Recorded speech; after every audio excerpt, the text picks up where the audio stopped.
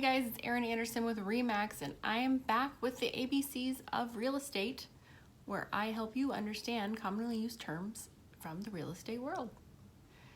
Today we are on the letter C, and we are going to be talking about contingencies. What is a contingency? A contingency is defined by a condition or action that must be met for a real estate contract to become binding.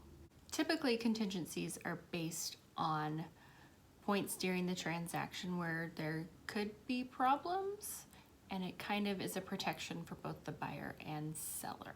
Contingencies are important to a seller because these are points that could keep your house off the market should anything happen. Usually what we'll look for in an offer as far as contingency goes is what contingencies are they putting in there and how long are the contingency periods. Now, a lot of times, especially in competitive offer situations, buyers will remove some or all of their contingencies, which makes things a lot easier on a seller for sure. But if they do include them, we want to make sure that they're not dragging things out too long. Just in case something does happen, we don't want to keep the house off the market longer than it needs to be. Now, for buyers, contingencies are important.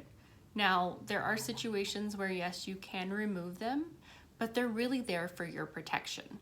So typical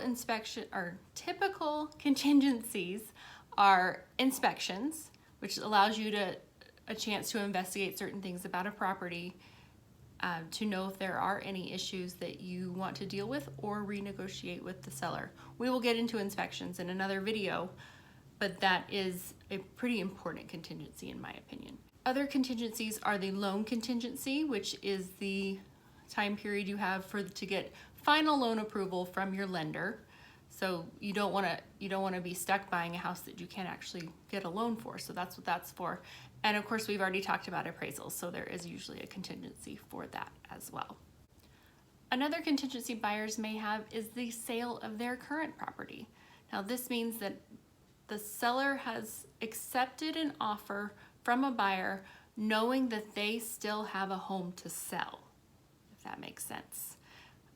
Usually we'll give the buyer a certain amount of time in order to get their home into contract so that, again, the seller's home is not held off the market for too long. Sellers can also have their own contingencies. Sometimes a seller will make their accepting an offer contingent on them finding a replacement property. So kind of along the same lines, it means that the seller has accepted an offer and the buyer knows that in order for this to go through, the seller has to find their next home and get an offer accepted on that. So again, we'll have a certain amount of days so that no one is kind of left in limbo for too long. So I hope that answers some questions you may have had about contingencies. If you have any others, please put them in the comments below and I'm happy to answer them. Thank you for joining me for the ABCs of real estate, and I hope to see you again next week. Have a great day.